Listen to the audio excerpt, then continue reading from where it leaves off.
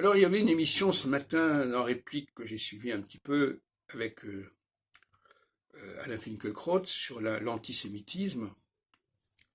Et moi, j'ai une position qui est quand même beaucoup plus euh, souple à ce sujet, parce que je considère que c'est normal que les gens soient anti. Si on a une certaine façon de faire et qu'elle ne plaît pas, c'est normal que les gens soient anti.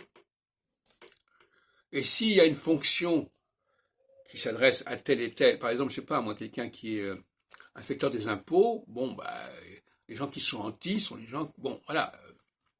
Euh, si on fait des recherches qui remettent en question un certain nombre de fondements de la société, il est normal qu'il y ait des réactions. Donc, je pense qu'il faut au contraire euh, dédramatiser la question de l'anti, notamment en phase équinoxiale, mais d'une manière générale, par exemple, quand on était anti-allemand, ça paraissait normal en certaines périodes. Quand on est anti telle et telle classe populaire, classe sociale, ça paraissait normal. Pourquoi tout d'un coup, toutes les formes d'anti sont stigmatisées?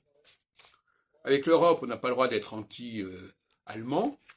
Avec, on n'a pas le droit d'être anti-musulman, etc. Ou antisémite. Je crois qu'il faut réfléchir sur cette question-là, parce que la question de l'anti, c'est quelque chose qui relève d'une forme de cyclicité à un certain moment, et la démocratie, c'est aussi l'anti. Si je dis que je vais être élu pour remettre en question certaines choses, je suis dans l'anti. C'est-à-dire que je remets en question ce qui a été fait par les autres. Donc je ne comprends pas très bien une espèce de blocage sur la question de l'anti. Il est normal qu'il y ait des tensions au sein d'une société.